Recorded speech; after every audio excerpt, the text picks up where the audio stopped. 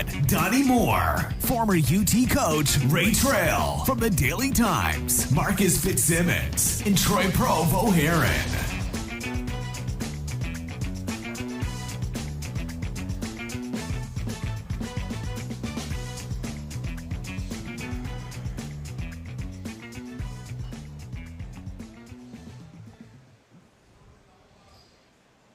Hello, everybody, and greetings from the Bluetick Tavern in downtown Maryville. I'm Mike Edwards, the Greenfield Gunner, along with Donnie Moore and Marcus Fitzsimmons, and this is the Goatee Sports Page. Tennessee football season is set to go, and we're going to the whistle blows. And now let's set today's lineup card, sponsored by Blunt Partnership.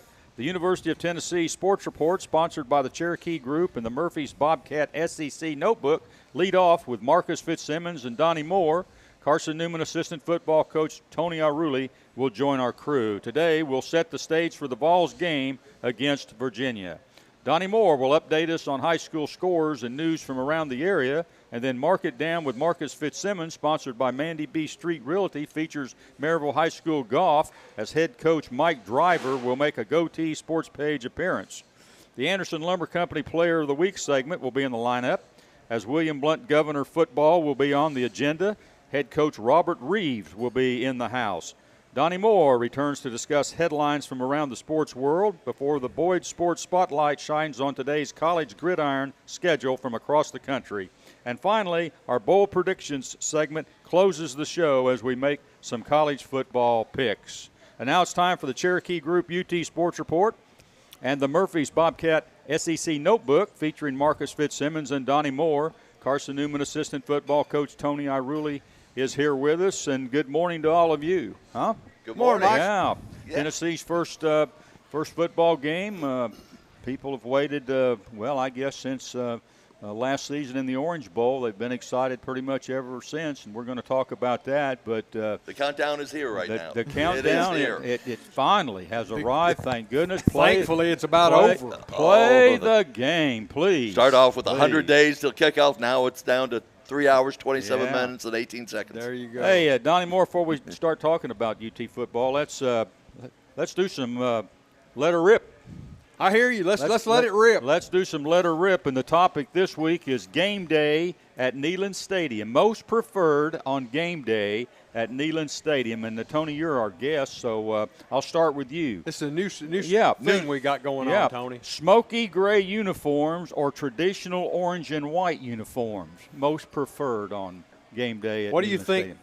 Vol fans prefer? Yeah. I think the traditional orange. Orange and jersey. white. Yeah, orange and white. All right. We Marcus. do anyway, don't we? We do, yes. Yeah, Marcus.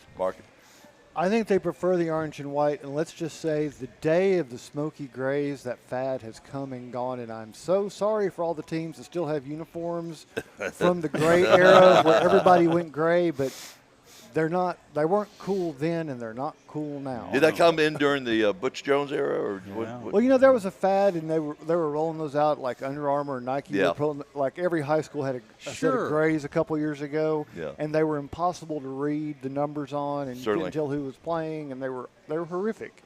Yeah. Donnie Moore. We're not the Homestead Grays, and we already have the Tennessee Smokies. There you go. So we prefer orange and white. Okay, There you go. Good Marcus, this next one has to do with both male and female attire at the game. Tennis shoes or boots? Tennis shoes or boots? What do fans prefer here? Yeah, tennis shoes or boots. That's a loaded question, Mike, because I think when it comes to what they would prefer to be wearing themselves, it's going to be tennis shoes. I think there's a certain, say, 49% of the fan base who would be looking at the other 51% and would really like to see the boots and shorts attire. Yeah. Coach Aruli? Well, it's got to be tennis shoes. You got to do a lot of walking around. Yeah, you'd think, but I tell you what, you go over there's a lot of girls walking around with boots and T-shirts on. That's true. Yep. I don't know. Donnie Moore? Well, from my perspective, you got to – practicality has to rule. Like Marcus said, you got to walk. Sometimes you got to walk for miles over there. So I'd say most people are going to prefer tennis shoes. Sneaks. Okay. Hey, Donnie Moore, painted faces or tattoos? painted faces or tattoos? Temporary tattoos or real tattoos? I don't care. Well, you're going to have tattoos can be anywhere. Painted faces, you're limited right there. You are limited, but tattoos. Sometimes you can't see what the tattoos. Yeah. Be careful there. Are. Be careful. So I'm going to say painted faces. Yeah. Okay. Tony. Definitely painted faces and all that. Tattoos, whether they're permanent or not, they're hard to get off. And, you like the orange on one side and white on the other with a T on the forehead? Yeah, that kind of works out pretty good for me. Okay, as somebody who has a UT tattoo on a part of his body, Oh, I'm going to go with the I tattoos. don't even want to ask where it's at.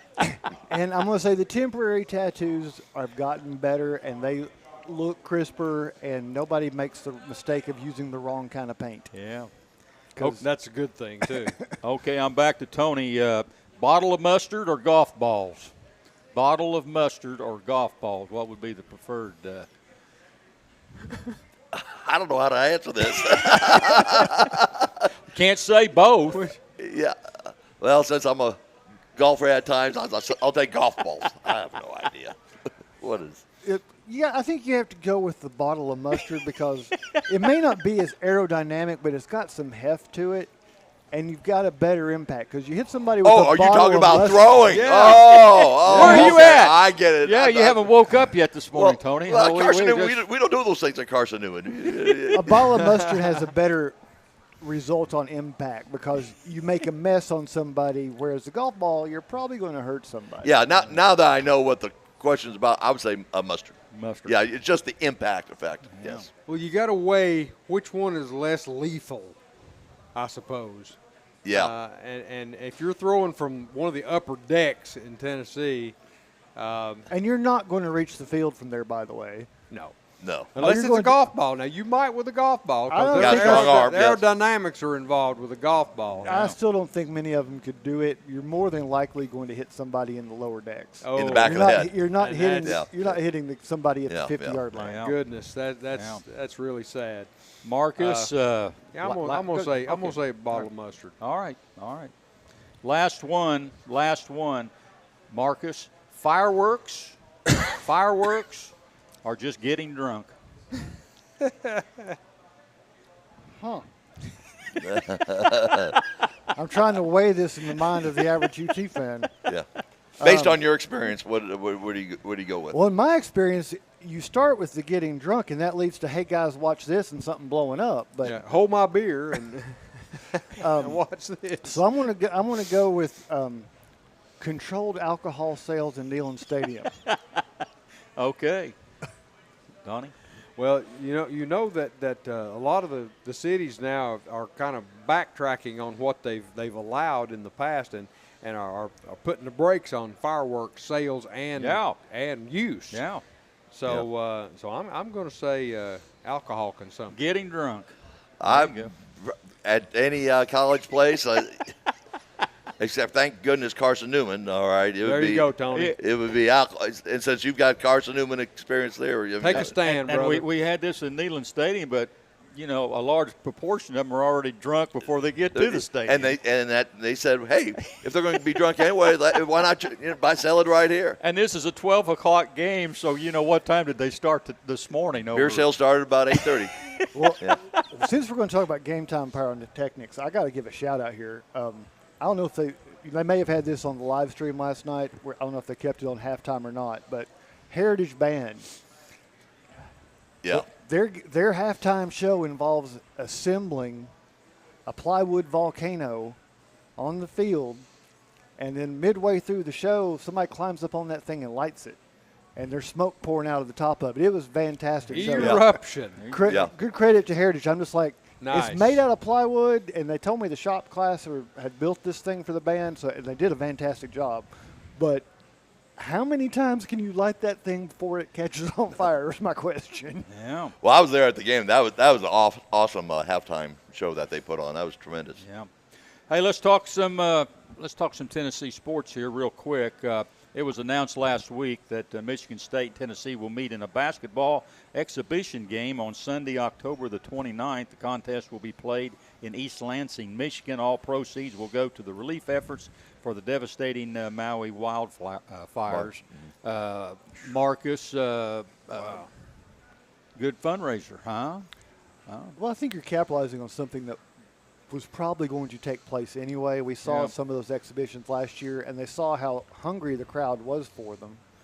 With certain programs, I mean, you could take your blue bloods and you could take the ones that have done well recently, like a Tennessee or a Michigan, and they're going to draw a crowd for that. Their fan base wants it, and they're going to support it. Yeah. So why not do something good from it? And Michigan State came down here last year, Donnie, for an exhibition game here over at Thompson Bowling. Sure did. I would like to see a regular season game between Tennessee and Michigan State. That'd be great. Maybe a home and away here, and maybe that's going to happen. Well, at the rate things are going, we talk about it for football, but at the rate it's going for basketball, the only thing conference challenge that's going to be left is the SEC and the Big Ten. Yeah. I mean, well, you got Tom Izzo and Rick Barnes. You got two of the greatest coaches in college basketball. What a matchup and what a deal publicity-wise. And plus, with the exhibition games, I mean, you have a lot more flexibility in terms of you getting someone that you normally wouldn't play at all and all that. So it's great, and especially for the money that they're going to be able to raise. Yeah. Well, let's talk football. Tennessee and Virginia are set to kick off their 2023 football seasons at 12 o'clock today. The game is being played in Nashville and is slated to be broadcast on ABC. That's 11 o'clock start, Marcus, in Nashville. Because they're an hour behind over there. The Vols come into the game a 28-point favorite. So, Tony, I'll start with you. What's the storyline of this contest? Virginia, lost a lot of players through the transfer portal. They had the shooting over there last year, and they didn't play the last two games of the season. They're picked last in the ACC. What's the storyline? Well, it's just not a good situation right now for Virginia. Obviously, started off with the shooting last year and the cancellation of the season and the people transferring out, and it's a program that's just barely surviving right now. Yeah. And at the same time, Tennessee's going into the game, want to get momentum coming off of last year with the new quarterback in, and the expectations now are still going to be very high for Tennessee, and so they're looking in the game to having taking care of business right away and moving on. Yeah, and Marcus, this is an expensive game. They paid Brigham Young off. They were set to go out there to play the first game at Brigham Young, but they paid them off and put Virginia on. They're paying Virginia to come to Nashville, so it is going to be an expensive contest. Over there, Virginia, as we've mentioned, they were 3-7 last year. They only have 9 returning starters back. The majority of them are on defense, and they only have 3 on offense. They got a new quarterback. What does Virginia, Marcus, have to do to stick around in this game?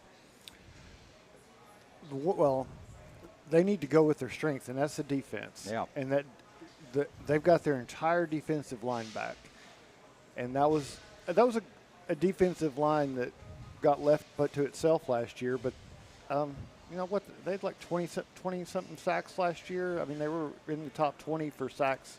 So you go with that. You try to put pressure on Tennessee. You try to see if you can get Joe Milton to throw high, throw long, get him excited a little bit, and see if you can do something with it. When you've got the ball, I mean, the only chance you really have, you've got a quarterback that's transferred in from Mumford. So you lost both of your guys. So your quarterback position is a question mark. So just run the ball. And that's the best chance you got. And that's a good point because, Tony, we got some rule changes, where the clock runs now. Right. It doesn't stop on first down. So if you go into the game and you can run the ball and control the clock a little bit, in any game this year, that's going to be to your advantage. And in this one would keep Tennessee's offense off the field a little bit. Exactly right. Tell those offensive linemen to get up slow. Yeah, I mean, that's don't hurry the ball. Because when Tennessee's out on the field, they're going to go fast pace, and Exactly. that'll just wear out your defense. So obviously, if Virginia's able to run the ball, take your time, wear down the clock a little bit, that'd be obviously to their advantage. Tennessee's paying all these people for this game. What if they'd pay us to talk about it, Mike? Yeah. Well, let me ask you. Let me throw my question. Do you know what Tennessee and Virginia have in common on their campuses? Tennessee and Virginia, what they've got in common on their campuses. They both have a Manning Center. They both have a Manning Center. Because Peyton Manning's wife went to UVA, and the Manning family donated one of the buildings on the UVA campus. Oh. Nice. Well, if he does a really good job teaching over here, he can go over there and teach a little bit. Huh? Maybe they can share him. And leave it to Marcus. Marcus always finds these little tidbits of nuggets. knowledge. Yeah, He's a nugget. That when he starts talking, the three of us we're like blank stares. Exactly. Like, okay. He digs deep. Yeah. But see, the thing is, your blank stares carry on the live stream so well. Let me plug the live stream. We're on multiple platforms again this year, so YouTube, Facebook, Twitch, we're everywhere. Donnie Moore, are you looking for the Joe Milton show today? All eyes are on him. Even across the nation, they're looking at Joe Milton today. And the offense really to take off where it left last year. Vol center Cooper Mays is not expected to play, and I'm going to talk to Tony about that here in just a minute. But are you looking for the Joe Milton show today? Big numbers? Well, big Milton is I think he's going to show up and show out today, but he's got some help. You know, he's not a one-man show. The offense is expected to perform, and you know there'll be a few glitches today, being the first game, but Hype will have this team looking like a pretty well-oiled machine, I'd say today. Yeah. And you know, they're well coached. Milton, you know, him playing the last 3 games of the season, which he probably would not have last year, at least gets him the experience needed running that type of offense that they use at Tennessee. Right. And so, you know, I think that he'll just carry it forward. Yeah. I think so too. Tony, Cooper Mays is not expected to play. That's the center, right. And he's going to be hiking the ball back to Milton. He's going to be replaced, by all indications, by Ollie Lane. Ollie Lane has started some football games at UT, but he's never started at center. Tell us what effect that might have on your quarterback, or the snap. It's different because especially nowadays, and when the centers now they're long snapping, and and just the ball's usually at a certain spot. New center now it might be a little bit more to the right, to the left. Especially since he's never started at center before, and even though it should be a real nice day with no wind factor involved, it's still a little bit different. And how long does Mays planning to be out for? They're talking that they're looking to get him back for Florida. That's a good time to come back. Florida. Yeah. I mean, you just want that experienced center to come back and be ready to play, through the bulk of the remaining of the season. But that's something that I'm sure they've worked on very hard. Yeah, they've worked on it, but you think about it, when you're running this precision offense that requires a lot on that pace and moving fast and getting to the ball, and that's not what the long snapper's doing in that situation. Mm-hmm. I mean, they're going in when they come in, they're usually sitting there for a set play on a field goal try. Now you're asking this guy to make the adjustment to being every 15, 20 seconds you want to be snapping that ball and snapping it right. Correct. And the quarterback doesn't want to have to guess where that ball is going to be. No. Right. And that's what happens now when you got an inexperienced center that's now for his first game. So you always got that little bit of doubt. How's he going to handle himself when he gets knocked in the head a few times? Yeah. Where's that ball going to be? So, and especially because Tennessee is an up-tempo type of offense where you don't have that normal 30 seconds in between plays. Now that ball is being snapped every 15 seconds. Sure. So that's a big difference. Let's look at both sides of the ball, Tony. Knowing what kind of team Virginia is, if you're on Tennessee's side, and if you're looking at the other side, Virginia, looking at what they have to face against Tennessee, who's got the bigger uphill climb? Are you trying to get Tennessee players up to play somebody that's picked to finish last in the ACC, or a Virginia coach trying to get their squad up to play somebody that's got a preseason ranking of 12? 12 and 10. Yeah. Well, I think that it's still the opening game, and there's a lot of excitement regardless who you're playing. And Virginia is an ACC school, and Tennessee's coming. Wants to come in there and and dominate an ACC school. Yeah. And put them in their place. And they're going to come in with the attitude, hey, let's get them. Let's get at them right away. Let's finish them off. Let's let some of the younger guys play, hopefully in the second half, and gain more experience. But I think Tennessee's going to come right after them and opening game, that's a if this is like game 4 playing at 12 o'clock and Virginia comes in 0-3, Tennessee's 3-0, I could see a little bit of all right, let's get through the game, but now, it's opening game, so they're going to get jacked up. Yeah. And and you mentioned earlier, their last 2 games last year were canceled because of the shooting. Sure. This is their first game since that happened. I mean, Virginia is going to be coming out ready to play this game. I mean, you have guys wearing the jerseys of the players that were killed. You have both teams are wearing stickers today. I mean, and I believe both teams are participating in a moment of silence pregame for that. So Virginia is going to come out ready to play. Now, whether they can play with Tennessee, that's something different, but they're going to come out ready to play. Sure. Yeah.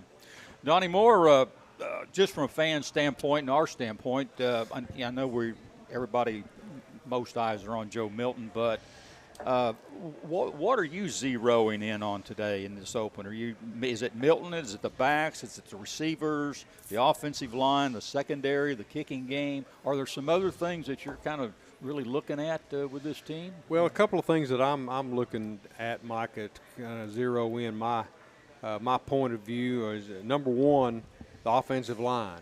Can this offensive line keep Joe Milton from having to run for his life? Yeah. Because it's always been said you can't throw the ball if you're lying on your back, right? Or having to scramble and run for your life all the time.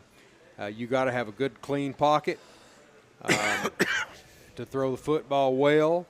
You got to have good protection and plenty of time to do that. And if Joe Milton can do that, if he can have lots of time to throw it, he'll throw it well. Yeah. And number two, special teams. If Tennessee can perform well in the special teams department, which they usually do, if they cover well, if they kick well, if they return kicks well, I think Tennessee will have a good day. Yeah. Marcus, I'm kind of looking at receivers because Milton throws a pretty hard ball. He does. He's got some new people kind of to throw to. I'm looking to see what kind of adjustment we're going to have there. Is he going to let up a little bit on those throws, or is he going to continue to throw it right through them? I don't know. I'm kind of interested in well, that. I think the good thing for him and for Tennessee is you've also had the turnover in receivers. So your primary receivers we're looking at today are Brew McCorrell, Squirrel White. Well, they've spent all of last season working with him on second team. That's true. They know what he does, and I think we saw some of that in the Orange Bowl. If they continue that, I think the more interesting. I think they will be fine. I think the more interesting thing will be receiver 3, 4, and 5, and how they adjust to him. Yeah. Because in some cases, those are going to be guys that haven't even played yet. I mean, we're going pretty deep down that roster when we get out of that starting group at receiver, because we had a lot of turnover. Yeah. So you've got guys that didn't play all that many downs, and some that are freshmen. Yeah. Tony, I want you to answer that question. What are you zeroing in today? What are you looking at with this Tennessee team? Well, I think as a coach, I want to get the game taken care of early.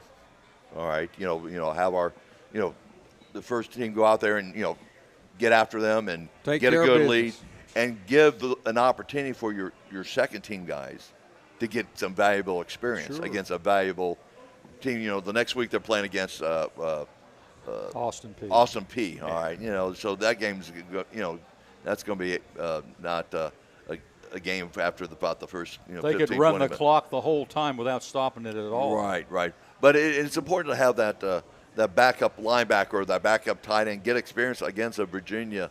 And so, what I'm looking for is Tennessee taking care of business right away, get the game taken care of relatively by halftime or middle of the third quarter, and start getting some experience for your younger guys who are all involved in probably special teams and all that. Are you looking at that for Milton, too? Now, here's a guy that's got all this hype going in, and if he lives up to all the expectations, he's getting a lot of national exposure, on television, Joe Milton.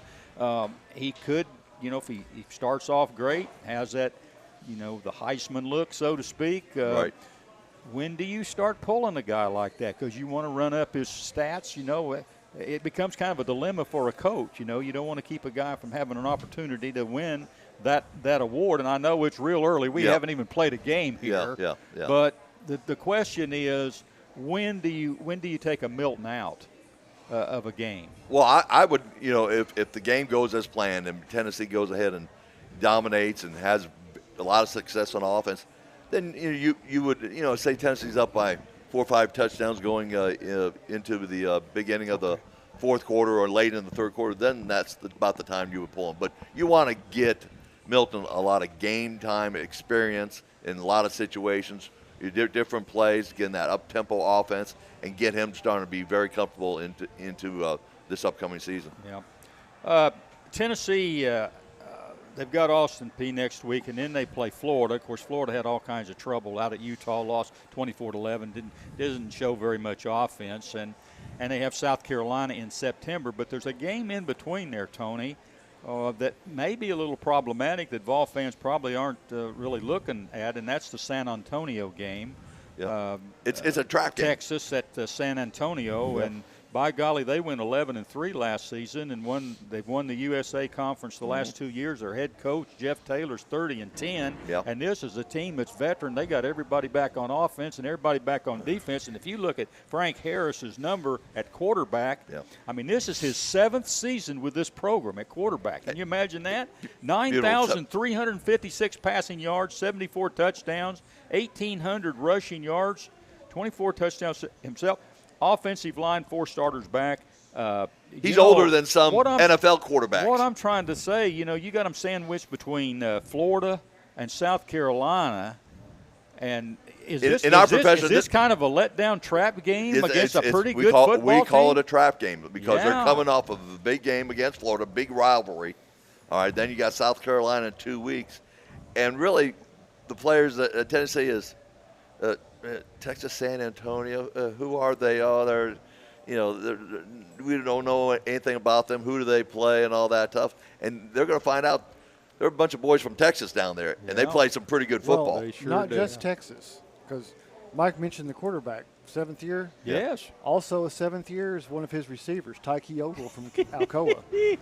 Unbelievable. Because he had 2 redshirt years in a COVID year. I just, did a little research on it last week, on these opponents that are off. But, that's shaping up. That's going to be might want to keep an eye on that deal. And, of course, they play Houston today, and that'll tell us a little bit more about them. And they've changed conferences, too, because they're out of the – Conference USA. Yeah, they were part of that move as well, so they're in a new conference as well. Yeah, I mean, it's going to be a challenge for that coaching staff to get them motivated after playing Florida and getting ready to play them. And you watch it. I mean, they're going and San Antonio is going to be coming in all jacked up, ready to play. Nothing to lose. Yeah, exactly right. We've had those games before over here. Some of them didn't turn out so good. But anyway, a little food for thought. It is a few weeks down the road, but we'll see what happens. Hey, we'll take a timeout here, and when we return, Donnie Moore will provide high school scores and news from around the area, and veteran sports writer Marcus Fitzsimmons joins us with his feature Mark It Down. You're listening to the Goatee Sports Page, Blount County Sports Voice, and now stay tuned for the best in local sports. Hit a grand slam with Knoxville TVA Employees Credit Union to win big on savings. On first, member-managed funds account. On second, free spend account. On third, certificate accounts with competitive savings rates. Load your bases at tvacreditunion.com. Join us now. Federally insured by NCUA. Must use e-statements for no fee option. Some restrictions may apply. Ask for details. Since 1925, Anderson Lumber in Alcoa has proudly served and supported our local communities. But did you know Anderson Lumber is so much more than a lumber store? You can stop in anytime and see our incredible kitchen showroom. From floors to cabinets and everything in between, Anderson Lumber's experts can help you design your dream kitchen. And then our install team will make it a reality. Wow. For anything home, we welcome you to visit Anderson Lumber in Alcoa or shop over 67,000 items online at AndersonLumberCompany.com. Anderson Lumber, since 1925. Aubrey's is known for real comfort, real food, real good. But remember, Aubrey's is also really into Blount County. Aubrey's Maryville has been a strong supporter of local schools and sports programs for more than 15 years. From baseball to football, dance teams, and marching bands, Aubrey's has helped schools and youth programs generate thousands of dollars. It's easy for us to do because it's the right thing to do. So the next time you're looking to choose a place to eat, we hope you'll choose Aubrey's. Real comfort, real food, real good. See what's on the menu at aubreysrestaurants.com. Merlin's Music World in Maryville is owned and operated by Dylan Davis and has been a fixture in Maryville since 1987. Guitars, amplifiers, lessons, sound system, and video system installations are products available at Merlin's. Merlin's also offers a 24-track digital recording studio featuring audio engineer Rusty Chambers. Visit Merlin's at 1920 East Lamar Alexander Parkway or call 977-0093. We all want our loved ones to be safe. Denso in Maryville is at the forefront of creating technology for safer vehicles. Join the automotive industry with Denso in a fast, challenging, clean, and safe environment. They offer great benefits and competitive pay, as well as a convenient on-site healthcare facility, cafes, fitness center, and more. Start your future now. Entry-level production positions start at $16 an hour for second or third shift. Visit densocareers.com/Maryville to learn more and apply. The Bluetick Tavern is home to the tastiest pizza in Blount County. Try our signature Broadway barbecue pizza, grilled chicken and red onions covered in mounds of mozzarella. Or sink your teeth into our one-of-a-kind chicken and bacon pizza, made with an olive oil base, grilled chicken, bacon, red onions, and covered in Brussels petals. The Bluetick Tavern also has salads, sandwiches, and the area's largest beer selection. Regularly recognized as the best pizza in Blount County, it's the Bluetick Tavern, located at 128 West Broadway in downtown Maryville. Welcome back to the Goatee Sports page. It's time to bring in the Maryville Scott, Donnie Moore. Donnie, some exciting football last night. I guess the game everybody's talking about, and of course we're going to have him in here later, is William Blount with a 29-28 win over Heritage last night. Captured the bell. They're having a big ceremony out there this morning, I guess, at William Blount High School. They probably had to have the whole Blount County Sheriff's Department out there to get the crowd under control, bringing that bell back to the school. But that was an exciting game last night between two much improved football teams. Oh, indeed, Mike. Both those programs are on the upswing, and we congratulate both of them on a well-played game last night, an exciting football game. Yeah. And I was there at the game. I tell you what, it was one of the best high school games I've seen in a while. Just the enthusiasm from both teams.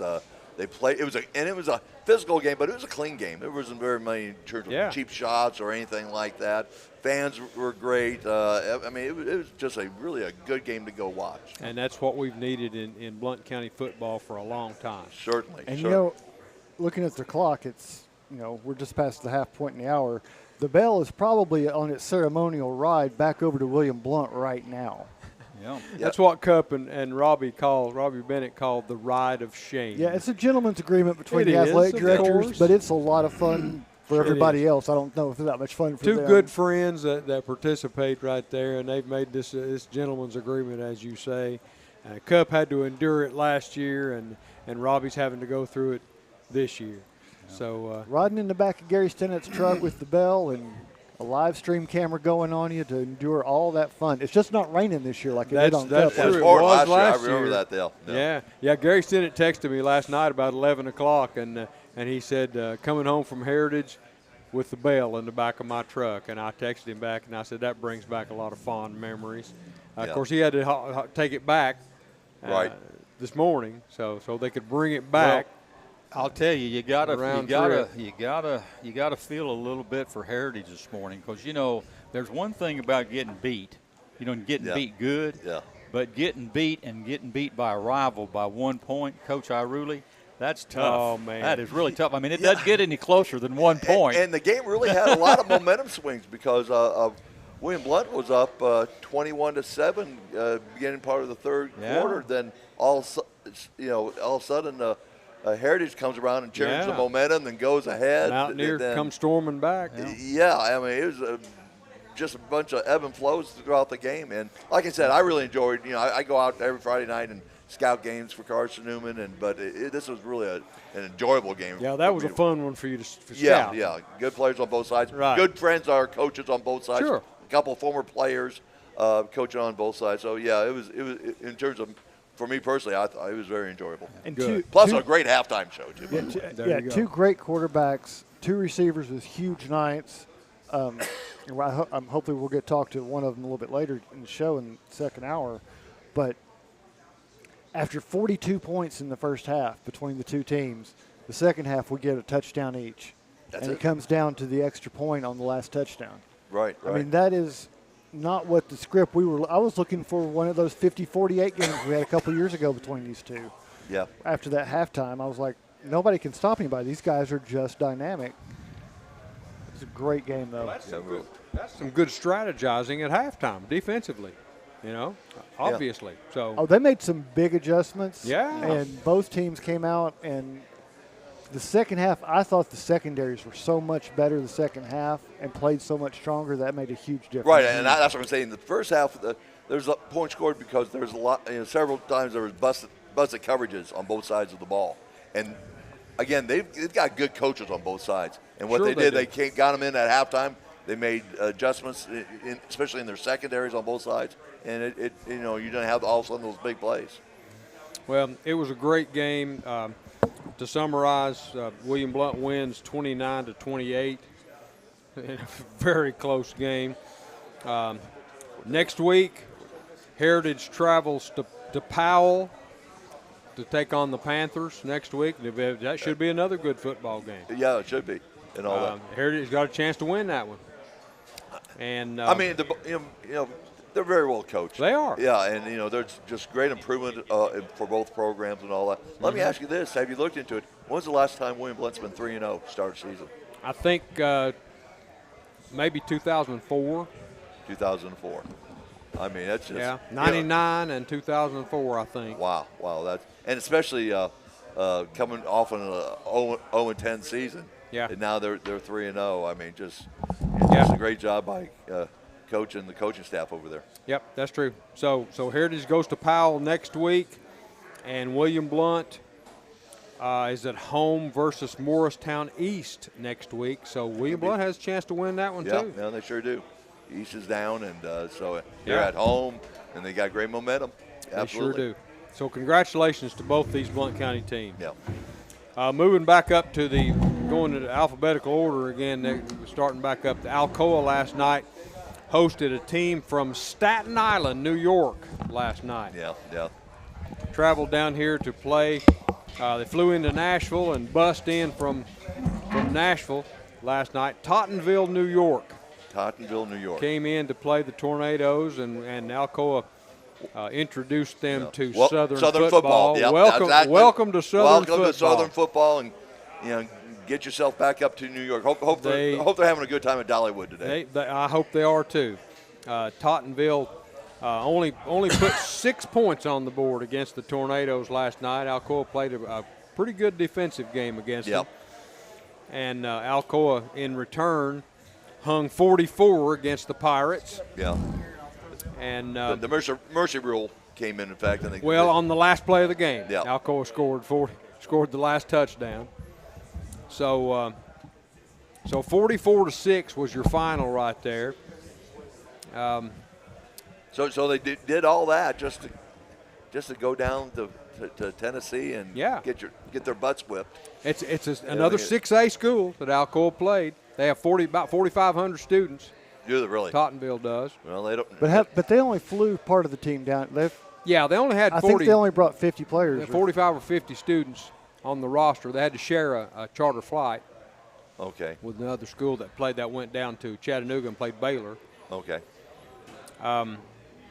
Now, we talked last week, Marcus, about Bearden, and we both agreed that Bearden was the best 0-2 school in the 0-2 team in the state. Yeah. Well, they're not 0-2 anymore. 0-3. Bearden is 1-2. They beat Anderson County last night 45-27. Okay. had to rally in that one. Yeah, they did. It was a close game at halftime, but Bearden dominated the second half of that one. They did. Now, next week, looking ahead to next week, Alcoa plays on Thursday next week, but they have to travel to Greenville. Number one team in the state. In what classification is Greenville? 4A. They 4A? Yep. 4A. In 4A. So Alcoa doesn't have to play a 6A team next week, but they do have to play the number one team in the state. Right. In 4A, Class 4A. Greenville played Cherokee last night. Granted, Cherokee is not a great football team, but That's kind. Yeah, but they did hang 69 points on Cherokee to Cherokee's 0. Yeah. 69-0 shut out Cherokee. So Alcoa does not have an easy road ahead of them. They traveled, like I said, to Greenville next week on Thursday. Probably on TV. It will be on Thursday night. Good. Yeah, good. it's a Thursday night rivalry game. You can see it on WKNX. Good. So channel, it's not ESPN. Channel 7. So we're able to watch it. If you got cable. Eagleton last night. No, I'm sorry, Eagleton Thursday night. Played host to had their first ever home game. Played Oneida at home, and Oneida beat them 14-3, low scoring game. Eagleton will get better. Like I said, they don't have any seniors. Right. So they got to play with underclassmen. And they don't have juniors either, do they? Yeah, they do have juniors. Freshmen, sophomores, and juniors. And next week, they host another home game. They host West Green. Okay. Next week. Which traditionally is not a very strong program. Not a very strong program. But it's also giving us 2 Blount County schools against Greene County schools. That's right. Very That's good. True. Greenback hosted Coalfield last night. Now, traditionally, Coalfield is a strong football program. Absolutely. And they showed it against the Cherokees last night. They shut out Greenback 28-0. Yeah. So Greenback took another one on the chin. Yeah, you're exactly right. And the players at Coalfield, they're usually tough, physical kids. Oh, yeah. For that classification. And, that was a good team they were playing against. And they showed it last night. Next week, Greenback travels to Harriman to take on the Blue Devils. Okay. So Greenback got another tough road game next week. Maryville went to Bradley Central last night. And I'll tell you what, Bradley Central took the fight to them. Right. And beat Maryville 21-13. So Maryville has a loss. Well, Maryville's young in several. They are. Several positions. Lost their Gage Ledoux. Yeah, Tough running back. Yeah, and so they've got some obstacles that they've got to try to overcome right now. And Bradley Central is no slouch. No. It's usually a tough physical ball club. Absolutely. And, I know Derek knew that he had a tough road going against them. It doesn't get any easier next week for Maryville because Knox West comes calling. Gotcha. Yeah, they'll be ready for them. To Skeeter Shield Stadium. Okay. And how did West do? They beat Farragut 38-31. 38-31. That's a good win for them. Yeah, it is a good win for West. Seymour took on Northview on Thursday of this week, and Northview beat the Eagles 28-21. They can't catch a break, can they, Marcus? It's a rebuilding. It's a process, and Seymour's got a long way to go, but I think they're going to learn a lot this year from it. But they should. This is not one that's easy to take. No, they host Gibbs next week. How's Gibbs looking this year? You seen them? I haven't seen them. Following Gibbs play? I haven't seen them play. It could be a good game. It could be a winnable game for Seymour, but it's also, like we said, they're fairly young at a lot of places. Mm-hmm. And our final game on the scoreboard is TKA hosted Campbell County, and Campbell County won by a field goal, 39-36. Campbell County usually not a strong football team, but Yep. They're they always welcome. The Price brothers. They Yeah. played for me over at Maryville College. There you go. Justin and Matt. Justin's the head coach. They're just Scrappers. Scrappers, exactly. That's a great analogy of them. And they're going to be well coached. They're limited with their personnel at times and all that, but they're going to take the fight to you. Absolutely. And there you go. They've done a great job over the years adjusting to the players they had, but when they have a quarterback, yeah, they will sling that ball all over the field Absolutely. and beat teams with it doing it. Right. Very much not as up tempo as Tennessee, but very up tempo, and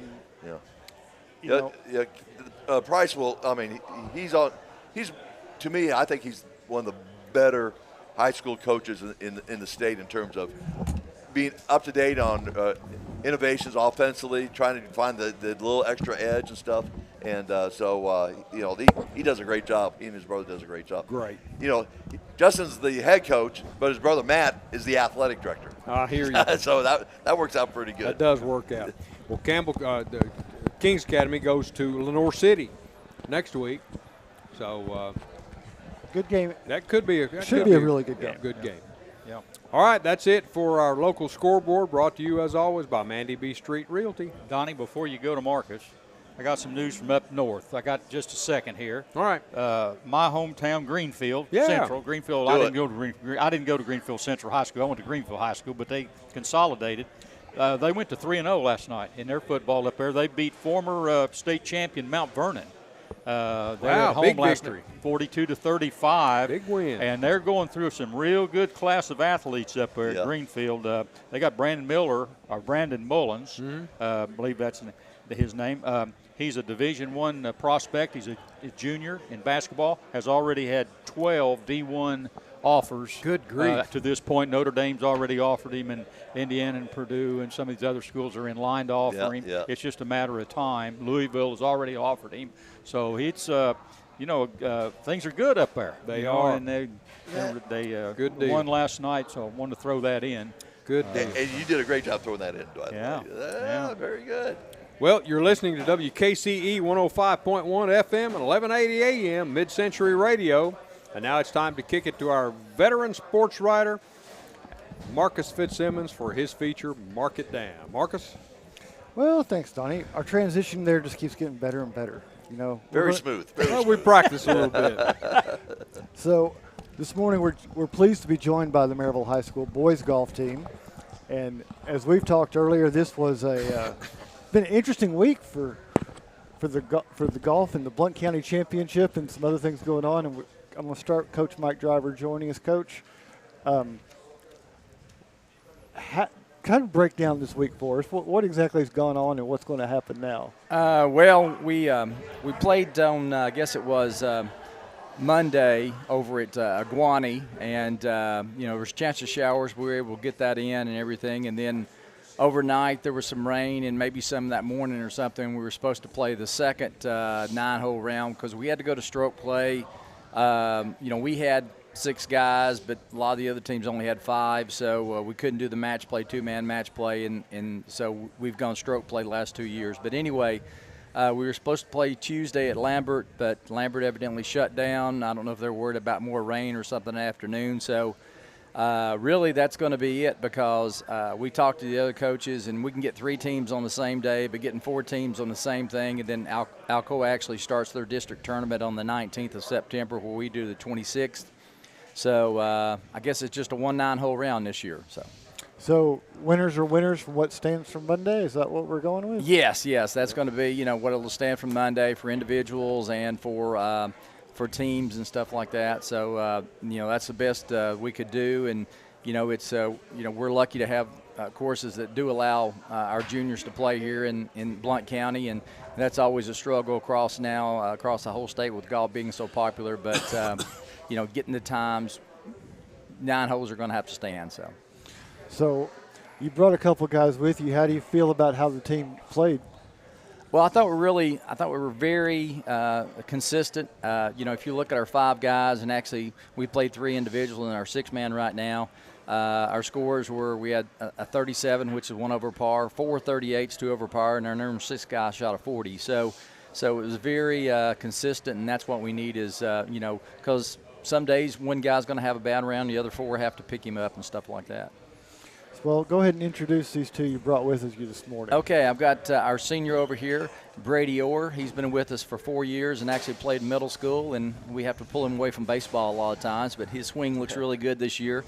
And then Jack O'Quinn. Jack's been playing our program through middle school. He's a junior, and he's had a really good year so far. And right now, Brady's playing number 2 for us, and Jack's playing number 1 for us right now. Well, guys, welcome in this morning, and thanks for getting out of bed and coming over here on Saturday morning when thank you for having us. The golf course had to be calling when you got out of bed this morning with the weather. Absolutely. Jack, let me ask, county championship, how did it feel just playing that? And you all didn't get to finish the second day, but it's always kind of a unique situation getting to play all the other schools at once. Absolutely, yeah. There's always a good competition, playing in Blount County, the closeness of all the teams, and we know a lot of the other players on the teams, and it's just really good to compete against them. Now, we know high school betting isn't allowed, but on the golf course where nobody's around, it has to be kind of fun playing some of those guys one-on-one in groups. Absolutely. You know, like I said, you've played with them other ways, so it gives a unique situation to kind of play. Absolutely, yeah. Playing at Iguani, what's the biggest challenge? Putting the ball in the fairway is huge there. The rough is very penalizing. And you also have to hit greens, so your swing has to be pretty good because missing the greens there is just no spot to be left in. There's either green or bunker, or they have a lot of water on the course, so it's in tall grass, so it's really good to just place the ball where you want it. Now, who did your foursome end up being? So. Do you remember? No, I don't remember. He had Noah Witten with him, and then in the William Blunt. Let's see. I was trying to remember who it was. I don't know if Brady remembers. So I played with her too. Yeah, Ty Goins was playing too. Ty was playing too for them, so I can't remember the young man's name. And then might have been Austin, somebody at Heritage. So we didn't know, but anyway, it was a good group. And actually, Riley Parsons had the low round for the day. He shot 36. I played with him. He was playing number 2 with Brady. Yeah. He's from Alcoa, so he'll get. Ordered medals, and so he'll get a medal, and top 5 will get medals also. So, Brady, what was your round like out there? I shot a 38. I hit the ball really well. I mean, probably one of the best striking I've hit it all day. I hit it down the middle of the fairway a lot, hit a lot of greens, and I got to the green and I putted horribly. I think I had 19 putts. I shot a 38 and had 19 putts, so half my shots were putts. It was a struggle on the greens, but like he said, getting to the greens helped. That's why I was able to keep my score down. Because I was getting to the greens. Is it frustrating when your long game's working well and your short game's not? Yes, it's always wanting to put both of them together and have that one really good round. It's this season for me, it's been a lot like one's either working or the other's working, and it's trying to get them both working at the same time. So go as low as I can go. And we're sitting here Labor Day weekend, and you guys are in the stretch run. You've got 3 weeks left to go before district tournament.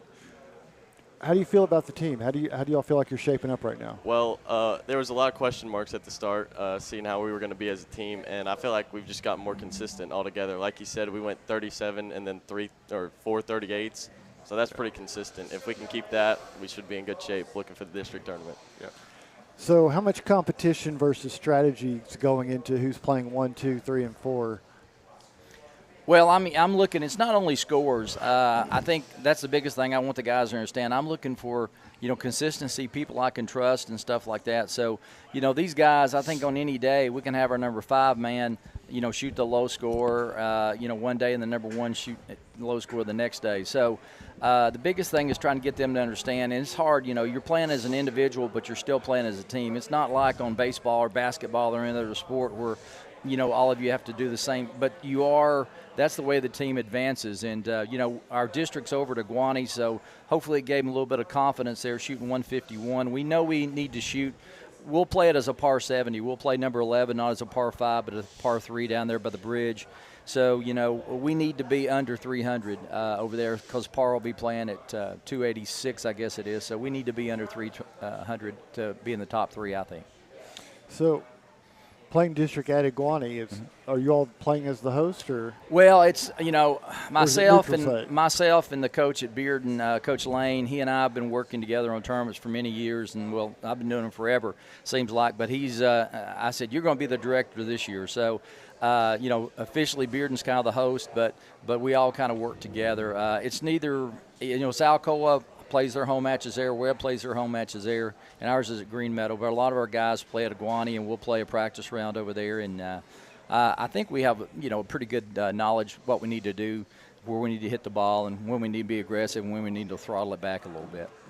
So with 3 weeks to go, basically, what do you try to get done between now and the start of district tournament? Is there specific things you'd like to see the guys start doing between now and then or improve on? Yeah, we always have them keep their stats, fairways, greens, and putts. And we know right now our weakness is hitting greens and regulation.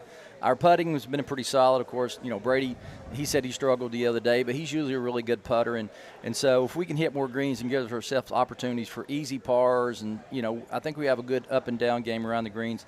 That's what we need to work on, hitting greens. And we play a lot of different courses. This next week at Wednesday will be a course where I play at all the time, which is Wind River, and these guys love to play those hills over there. No. And they all smiled and shook their head. No. So we're gonna play Farragut and Catholic over there on Wednesday. Then we go to Foxton and play Farragut and Kingston, which Kingston won the state the last 2 years in the lower school. And of course, Farragut has a really good team. So we're playing some different courses. We'll play over at Three Ridges, which we've already played there once. That's the region site, and we'll play Halls and some teams over there.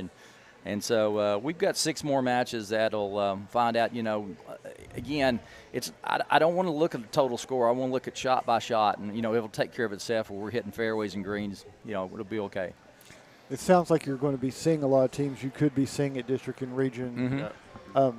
Guys, does that give you confidence when you've seen these guys and played with them before rather than just somebody you just don't randomly know? Definitely does. You get to see what they can do and what they do well, and compare yourself to them. It's always competition. I always try to beat all the guys in my group, because if I'm beating the guys in my group, then I think we're doing well enough. Totally. And Coach mentioned it, but it is a team sport, but at the same time, you hardly ever see your teammates when you're actually playing. If you see them, it's because you're playing slow. Yeah.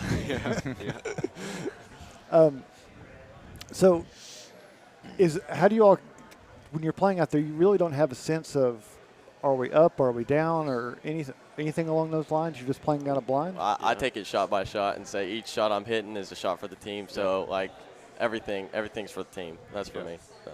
Yeah, I go out and I try to play the best I can, and then as a team, we all just need to, play together. We all just want to work, individually to be the best we can so we can be the best team we can. Yeah. So here's the tough question. Outside of Green Meadow, we're going to take them out of the mix. What's your favorite course to play? Mine? Honestly, Iguani. I love it. I always seem to play it pretty well, so that's mine, definitely. Mine is in Farragut, Willow Creek. We had our district last year, played really good there, and I've always liked the course. I love the greens. They're similar to Green Meadow. Bermuda, they're just a really good course. And is there a hole sitting out there on one of these courses that you really dread having to come across? I have one on Iguani, number 3. Doesn't fit my eye. Dogleg left, par 4, got water.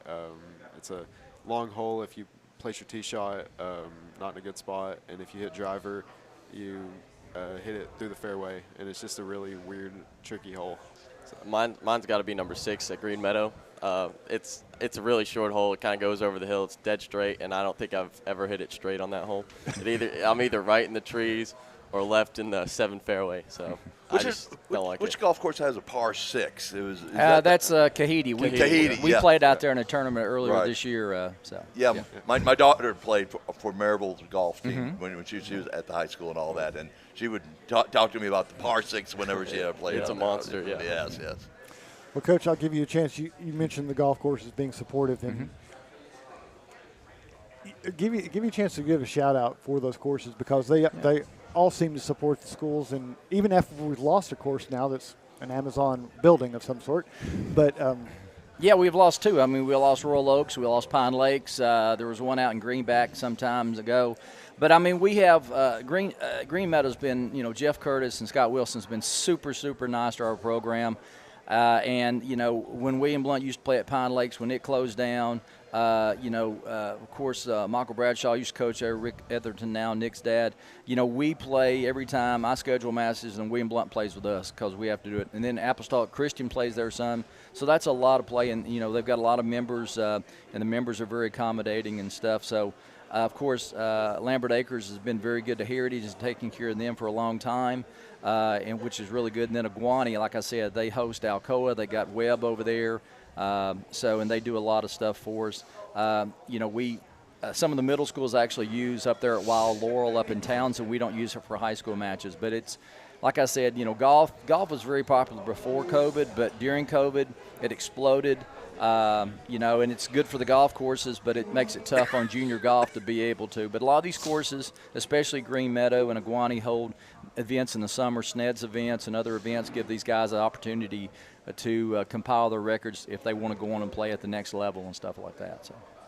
Well, Coach, we appreciate you coming in here because you're a busy man. You got golf and basketball's just over the horizon, isn't it? Yeah. Usually if we wanted a Tennessee game, Dad probably had a tee time this morning. One time I played yesterday, ran into, Jack's dad out there. So, anyway, didn't hit enough greens, but only had 24 putts yesterday. So, that's what I am. But just like Brady, he's a grinder. He gets up and down, and I feel like Brady and I are kind of very similar in our games. Don't hit many greens, but we grind the whole time. So. Find a way. We appreciate you coming on Saturday morning. We'll let you go because you might have a tee time if the UT game isn't your thing today. Okay.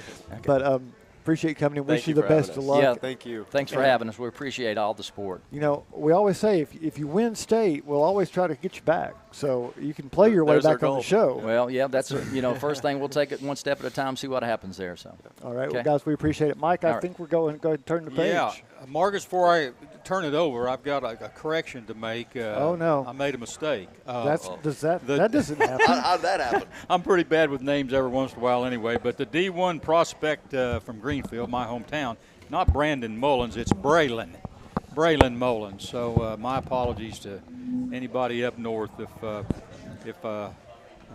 far as getting the name wrong.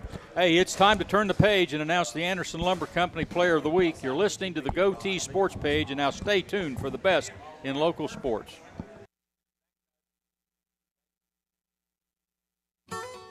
The Roger L. Newman Company began in 1984 with a vision of providing Blount County with excellent heating and cooling service. Mr. Newman also wanted a real business. No gimmicks and no high-pressure sales. They just fix it or replace it. They want to stay within your budget and make you comfortable. Their motto still stands true today. Call us first, we'll be there. Call Roger L. Newman Company at 982-5446 or visit online at rogerlnewman.com. Cooler temperatures are approaching. Upgrade your furnace now for as little as $50 a month. Your newspaper? That's right. The Daily Times is your newspaper. Tailored to where you live, emphasizing the things that affect you and keeping track of the people and players in our community. The award-winning Daily Times can be delivered each morning right to your door or inbox with the latest in local news and sports. For a 30-day free trial offer, call 981-1100 and begin enjoying your life, your times, every day with the Daily Times. Dunkin' has what you need to conquer the day. So if you want to go from, I don't got this, to, I got this, well, then get this. A bold, smooth espresso drink from Dunkin'. Like a layered velvety caramel macchiato, a rich chocolatey mocha latte, or a creamy non-dairy oat milk latte. Because this day isn't going to conquer itself. No, you're going to do that. Take a sip of You Got This with Dunkin' Espresso drinks. Order ahead on the app, plus earn rewards. America runs on Dunkin'. Price and participation may vary. For over 50 years and 3 generations, the people of Blount County have trusted Stevenson Tire with their vehicles and their families. Our mission has always been simple: to provide quality products at reasonable prices with exceptional customer service. Featuring tire products from Michelin, BF Goodrich, Uniroyal, Bridgestone, Firestone, and Yokohama, Stevenson Tire also offers alignment and brake services at affordable prices. Stevenson Tire Company, 2411 East Broadway Avenue in Maryville. Call 983-1621 or online at stephensontire.net. Waters Equipment is your East Tennessee New Holland agriculture and construction dealer. Waters Equipment has been serving Blount County for 48 years and has 2 locations in Maryville for sales and service for New Holland equipment. Offering shop and field service for trucks and equipment of all brands, Waters offers equipment rentals for New Holland skid steer, Mini X, and tractors. Call 238-9000 for your rental needs. That's 238-9000. Waters Equipment New Holland. Excellence in service. Since 1925, Anderson Lumber in Alcoa has proudly served and supported our local communities. But did you know Anderson Lumber is so much more than a lumber store? You can stop in anytime and see our incredible kitchen showroom. From floors to cabinets and everything in between, Anderson Lumber's experts can help you design your dream kitchen. And then our install team will make it a reality. For anything home, we welcome you to visit Anderson Lumber in Alcoa or shop over 67,000 items online at AndersonLumberCompany.com. Anderson Lumber, since 1925. Welcome back to the Bluetick Tavern in downtown Maryville. This is Mike Edwards along with the rest of our broadcast crew, and now it's time for the Goatee Sports Page Player of the Week segment, sponsored by Anderson Lumber Company, where quality service is always a priority, proudly serving Blount County for over 75 years. Marcus, we've got William Blount football in here this morning, and golly, here early in the year, I think we need to change the name. I think we need to. This should be the William Blount Sports Page. They're making quite a few appearances here early, more than anybody else. And is the bell here? Did they bring the bell with them? I believe somebody's still ringing that at William Blount parking lot this morning. Yeah. I think the last word is "it has arrived." Does that sound right, Coach? It has arrived. Well, it has arrived. Being painted as we speak. We already talked a little bit about it, but what a great football game last night. Couldn't been any closer. Great crowd, great atmosphere. Great rivalry between both schools. Both schools played well. It was just a shame someone had to lose the game, but that's the way sports goes. You may think it's a shame somebody had to lose. They're the game. kind They're pretty happy. I don't know the way it worked out. Well, I'm trying to be as nice as I possibly can be here, you know. And I thought it was. I thought the 45th Battle for the Bell was an instant classic. Yeah, and it was great.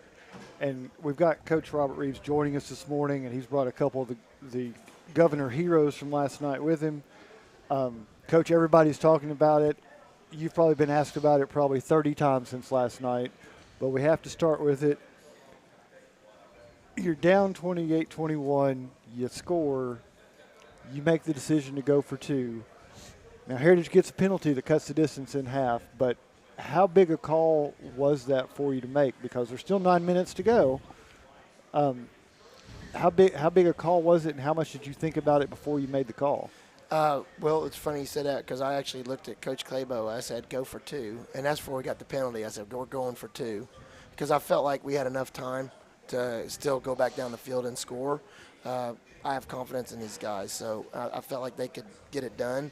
And but then when the penalty happened, and it was, that was like, oh, okay, we're going to do it. And then it was a yard and a half to go, and I knew he'd get the first down. I knew he'd get it in there. Yeah. He's a warrior. Brett's a warrior. The offensive line gave him good holes. So I didn't hesitate. I just got a lot of confidence in them. Yeah. Well, we got Brett back, and thanks, Brett, for returning. Introduce your other governor over there. Yeah, this is Caden Donley. Caden is one of our defensive backs, and we talked about leaving it all on the line last night. He literally came out of the game and almost passed out on the sideline, truthfully. And we were really worried about him. We thought something bad had happened. He gave all his energy. He's like, pat, he's on the ground. We're picking him up. He's wary. He's delirious. But he came back and he made some great plays for us. Broke up 2 big passes, about intercepted one to end it, to ice it, and then he made another great play on number 21 on a slant route and came in and make a big hit. Came up and made some big tackles on Wesley last night. And what I'm really proud about with Caden is, truthfully, and he'd probably tell you this, Where he is now compared to where he was last year, it's not even close. It's amazing, actually.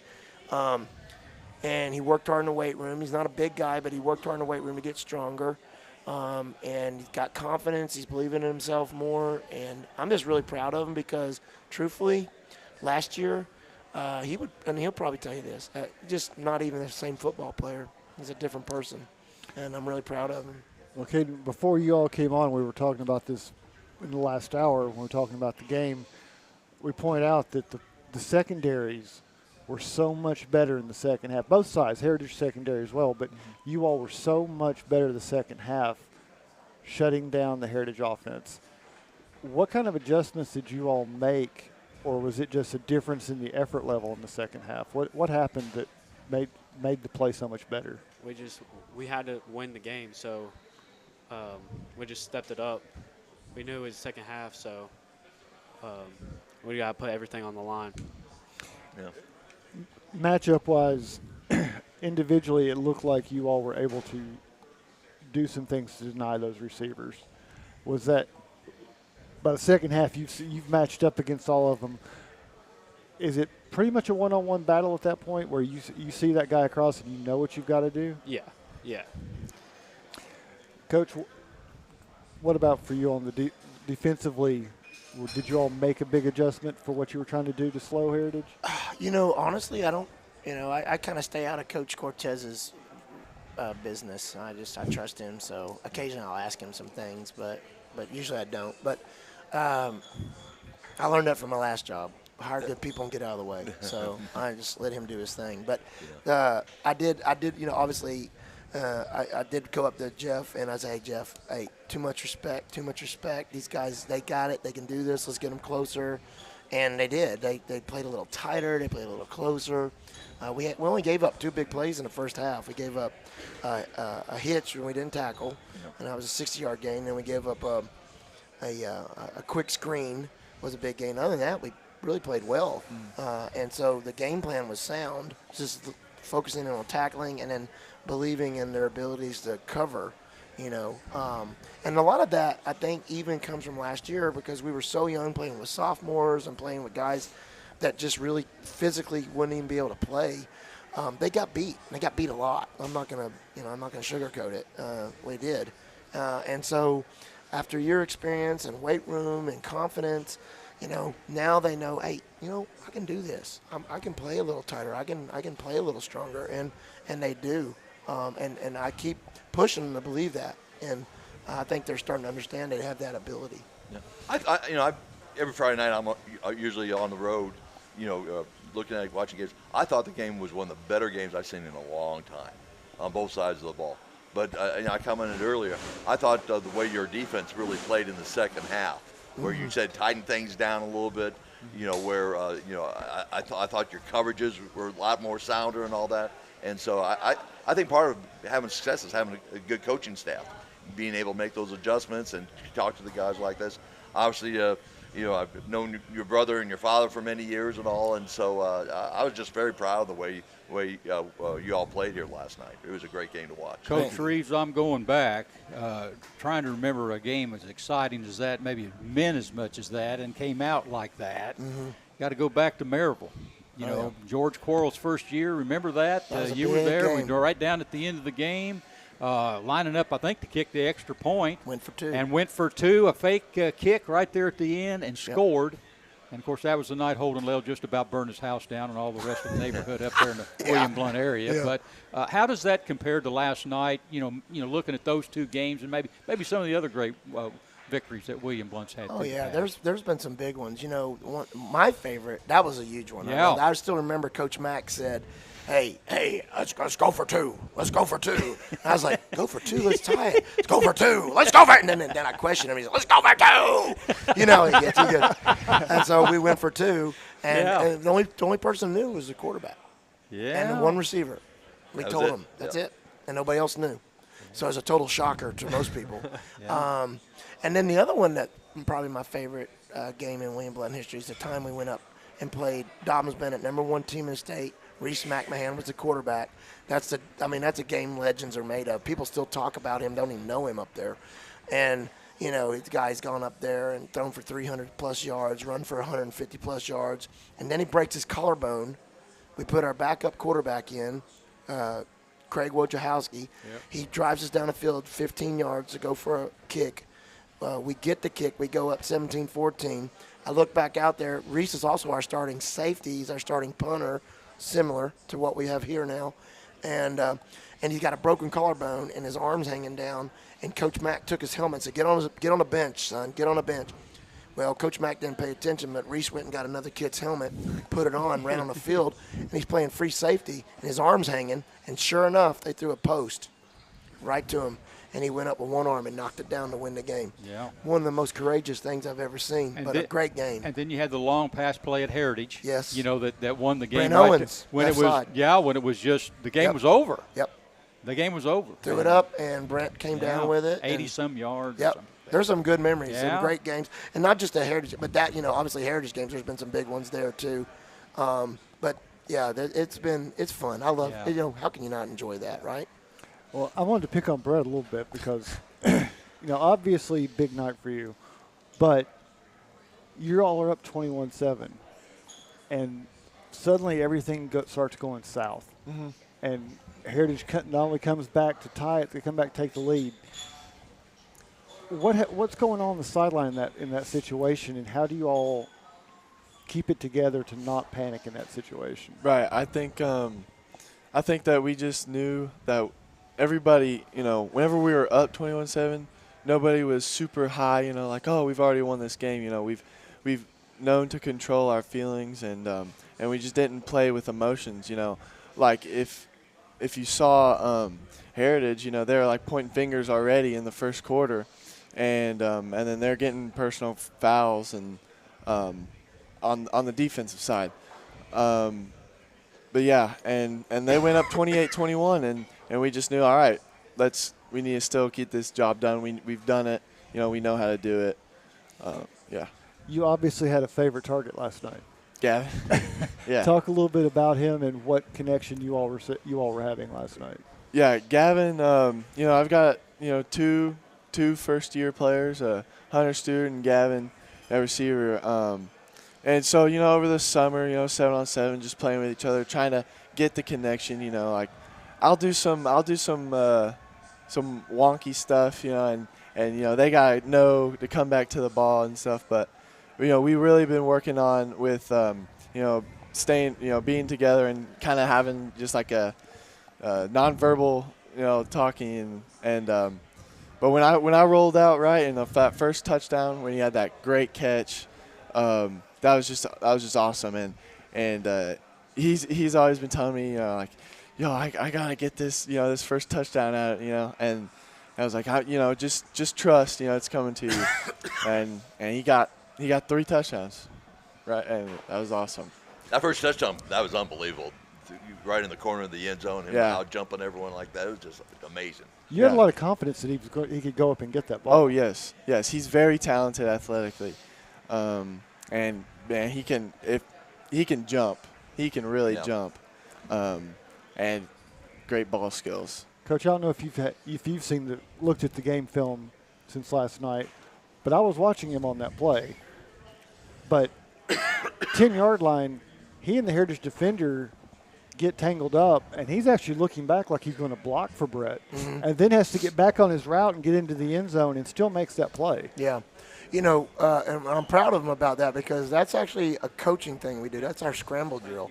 So they're taught when Brett moves out of the pocket. Of course, this is not a secret. Everybody does this. But the receiver to the play side that he scrambles is the deepest, runs to the back pylon. That's where he goes. Yep. And that's where he went. And Brett saw it and just threw it up. And what I liked is he went up and got it high point it. We talked about that all week at practice. Go up, high point the ball. And then what I really liked is he made sure he got his foot down. But here's the really thing that I loved. He turned around and showed the referee the ball. Yep. Yeah. There was no doubt. There's no doubt about it. Like, I just scored, which I like that. It also puts the referee in a tight spot. He's like, he scored. Yeah. Okay, so let's go. And his foot was in. It was a good call. But, yeah, I was proud of that. There's a lot of good things happen there, really, in that play. Yeah. And, You've still got to go 9 minutes after you get that, and you're still thinking you've got to keep Heritage off the field as much as possible. So, are you getting nervous when you're not able to run more than a couple of plays, when you can't put another drive together, or are you just hoping? I am. I was. I'm not gonna lie. I really wasn't. Now 9 minutes, we go for 2. I was like, all right, let's go for 2. But second half, first half, we kind of had our defense, had to get a feel of their offense, and second half, we knew we knew what they were doing. So that really helped. But I just I did fully trust in our defense to stop them, and we went kind of back and forth in that fourth quarter. 3 and out or whatever, punt and punt. But that was. Were a lot of the plays that you called were the RPO plays where yes, most of our plays are. We always have something, an RPO, a blizzard, right. Yeah. I want to pick up. Everybody's going to talk about the throws, the touchdowns. 2 of the biggest plays I thought that we really couldn't talk about that much in the paper were the punts. No, they were huge. You drilled one of those, and I don't know why that wasn't covered, but it got a good roll, and I think it was 68 yards, 69 yards with the roll.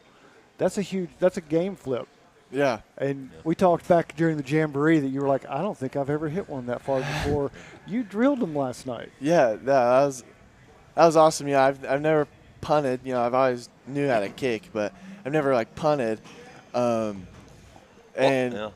think part of it was that you made Heritage believe that you could be going for it. Mm-hmm. Oh yeah. And they started moving their returner up closer, thinking that a couple of them were like 4th and 6, 4th and 8, and half the crowd saying, "Oh, they might be going for they never right know. here." And they so what know. happened? The safety starts moving up, and you made some great punts on all that, and that was big time for you. Yeah, and what's interesting about that, Tony, because as a coach, you're in the off season. I was at the beach with my family, and I was just brainstorming, and I was like, okay, what if we just let Brett punt? Because we're fast tempo offense. They keep them out there. We got 4 receivers. They got to put at least 4 there. That means they can only rush 7. They're gonna put somebody back. So that's 6, right? And so I called Jeff up and I said, Jeff, can Brett punt? Yeah. He goes, yeah, he can punt. Now he hasn't punted a lot, but he can punt. As a matter of fact, I've told him this. If that's all he did, I'm telling you, I believe this in my heart because I've coached 2 guys that have been in the NFL and coached major Division I punters. If that's all he did, he's good enough to punt at a Division I school. Sure. I'm telling you, if that's all he did every day, well, he can pound it. He He can pound the ball. Yeah. There's times he kicks it over the fence. We kick from the field and it goes over the fence. Yeah. I'm like, my goodness. I won't tell you about the bad ones though. Yeah. We'll leave those out. That last punt, I literally kicked the ground before I kicked the ball, but I was lucky. I was lucky enough that it rolled just good enough. It got a good squib out of it. It caught everybody off guard. We'll leave that one out. You can say it was planned. Yeah. It was, it was. But I'll close off with this. How big was it just getting the win, getting the bell back? That was, great statement. Not only winning the bell and I think winning the fans back, but just going 3-0. That's probably one of the best parts about it. But it's just awesome. The whole team is now up, and the fans are up. Yeah. Coach, when was the last time Williamsburg started off 3-0? 2007. 2007. Yeah, which was a really good football team. Really good football team. So I wasn't there for that, but they were really good. I was, and you got a good chance of going 4-0. You got your first league game next week, region. Morristown East, coming in to William Blunt Stadium, and I'm sure there's going to be a big crowd there. And aren't they? Is this just me that saw that? Aren't they honoring Skip Murrin? Yeah, it's Skip. Why don't you talk a little bit about that? So it's this Friday. Morristown East is coming in. Big, like you said, big region game. Chance for a playoff. Has playoff implications. Obviously, we need to win that. But what's exciting about it is also honoring Skip Murrin, Barry Skip Murrin, who was a coach at our school for 30-plus years, I think. And I had the opportunity to work with Skip from 1995 to 2006, and, of course, go fishing with him and spend time with him. And I just loved him. He was a great man. He gave a lot to the school. He worked on the field every day. He worked in the locker room.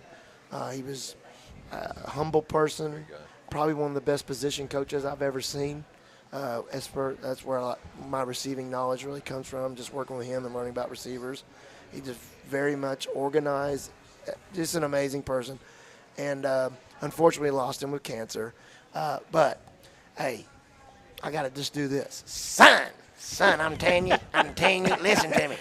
Right here. I'm telling you, we're going to win. We're going to win. You know, when I first took the job at William Blount, one of the reasons I came there, basketball coaches, you know, they covered the swimming pool in. Yeah. They made a gym back there, and I was talking to Coach Murray, and I said, boy, this is really nice. They covered the swimming pool in, and then I got an extra court back here. And he says, well, I'm not very happy about it at all. He says, I was coming up here on Sundays and practicing my fishing lures in the swimming pool. Said, I got nowhere to practice now. That's true. He did, too. He did. Well, Coach, we appreciate you taking the time, and especially if we conflicted with anything with the bell ceremony. But congratulations on a win and best of luck. And thanks for coming to visit with us again this morning. Thank you. No, we appreciate the invitation. It's an honor, and we're privileged to be here. And so hopefully we can keep it going. Yeah. We'll see you next week. All right. Yes. Let's go next week. Yeah. Thank you. Good job, guys. Appreciate you guys. Proud of you guys. Good All job. righty. Good job. Well, Mike, ready to turn the page. All right. Hey, it's time for a break. When we return, it's Sports Headlines with Goatee Sports Page veteran Donnie Moore and the Boyd's Sports Spotlight. You're listening to the Goatee Sports Page, and now stay tuned for the best in local sports. Aubrey's is known for real comfort, real food, real good. But remember, Aubrey's is also really into Blount County. Aubrey's Maryville has been a strong supporter of local schools and sports programs for more than 15 years. From baseball to football, dance teams, and marching bands, Aubrey's has helped schools and youth programs generate thousands of dollars. It's easy for us to do because it's the right thing to do. So the next time you're looking to choose a place to eat, we hope you'll choose Aubrey's. Real comfort, real food, real good. See what's on the menu at aubreysrestaurants.com. We all want our loved ones to be safe. Denso in Maryville is at the forefront of creating technology for safer vehicles. Join the automotive industry with Denso in a fast, challenging, clean, and safe environment. They offer great benefits and competitive pay, as well as a convenient on-site healthcare facility, cafes, fitness center, and more. Start your future now. Entry-level production positions start at $16 an hour for second or third shift. Visit densocareers.com/Maryville to learn more and apply. Merlin's Music World in Maryville is owned and operated by Dylan Davis and has been a fixture in Maryville since 1987. Guitars, amplifiers, lessons, sound system, and video system installations are products available at Merlin's. Merlin's also offers a 24-track digital recording studio featuring audio engineer Rusty Chambers. Visit Merlin's at 1920 East Lamar Alexander Parkway or call 977-0093. Hit a grand slam with Knoxville TVA Employees Credit Union to win big on savings. On first, member managed funds account. On second, free spend account. On third, certificate accounts with competitive savings rates. Load your bases at tvacreditunion.com. Join us now. Federally insured by NCUA. Must use e-statements for no fee option. Some restrictions may apply. Ask for details. The Bluetick Tavern is home to the tastiest pizza in Blount County. Try our signature Broadway barbecue pizza, grilled chicken and red onions covered in mounds of mozzarella. Or sink your teeth into our one-of-a-kind chicken and bacon pizza, made with an olive oil base, grilled chicken, bacon, red onions, and covered in Brussels petals. The Bluetick Tavern also has salads, sandwiches, and the area's largest beer selection. Regularly recognized as the best pizza in Blount County, it's the Bluetick Tavern, located at 128 West Broadway in downtown Maryville. Waters Equipment is your East Tennessee New Holland agriculture and construction dealer. Waters Equipment has been serving Blount County for 48 years and has 2 locations in Maryville for sales and service for New Holland equipment. Offering shop and field service for trucks and equipment of all brands, Waters offers equipment rentals for New Holland skid steer, Mini X, and tractors. Call 238-9000 for your rental needs. That's 238-9000. Waters Equipment New Holland. Excellence in service. For over... Thank you, guys. Hey, thank you. Hey. Welcome back to the Bluetick Tavern in downtown Maryville. This is Mike Edwards, the Greenfield Gunner, and it's time for this week's sports headlines with Donnie Moore. And Donnie, been a fast-moving show this morning and a lot of momentum, so I'll let you carry on, guy. Thank you, sir. All right, let's just throw a few headlines out here for you. The Nebraska women's volleyball program already has 5 national championships. Now it can add to that the attendance record for a women's sporting event. Wednesday night, Nebraska hosted a celebration of volleyball at Memorial Stadium, which featured an exhibition match between Division II teams Nebraska Kearney and Wayne State, a concert from country artist Scotty McCreery, plus a showdown between the Cornhuskers and Omaha. For the marquee match, a record-setting 92,003 fans were in attendance. The Cornhuskers volleyballers have sold out 306 regular season matches and have led the U.S. in attendance every year since 2013. Nebraska begins this season ranked at number 4 in the Division I poll, behind only Wisconsin, Stanford, and Louisville. That was kind of neat watching. Yeah, no kidding. Highlights of it. Seeing, I coached there when I was at Missouri. Yeah. And seeing that stadium filled to watch volleyball. Yeah, no kidding. I mean, it was packed, too. Well, that's pretty good marketing, too. Yeah. Great marketing, and plus, it wasn't just the stands filled. I mean, all around the volleyball court was filled with. I mean, it's tremendous. But that's pretty cool seeing all those people jammed in there for not only a volleyball match, but seeing Scotty McCreery and. Sure. Yeah. Sure. I thought you were going to say it just proves there's not much to do in Nebraska, but okay, we'll go with that. I was just about to say, you can do that in Nebraska because there's no pro teams. Right. I mean, it's college athletic You better sports. believe it. And so those fans, they come out and they support the athletic team. Yep. Well, Mike, Lewis Hamilton, the winningest Formula One driver of all time, has renewed his contract with Mercedes. Hamilton's contract had been set to expire at the end of the 2023 season, but he and Mercedes signed a 2-year extension on Thursday. Hamilton, 38 years old, has 7 F1 points championships and 103 career race wins. 2 more years on his contract. He's had a great career. And yeah, he has. And he's fighting an uphill battle right now against Red Bull and Verstappen. Yeah. Oh, Verstappen. He's kind of taken over his. He sure has. His noise there in Formula One. But Lewis Hamilton, Mercedes.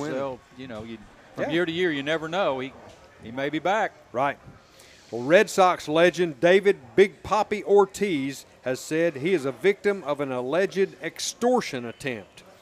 Ortiz said hackers have gained access to his old cell phone, and are threatening to leak its contents unless they receive payment. The former Red Sox star said that in addition to his phone, the hackers were able to gain access to his bank accounts. He also said authorities in the United States and the Dominican Republic are working to catch those responsible.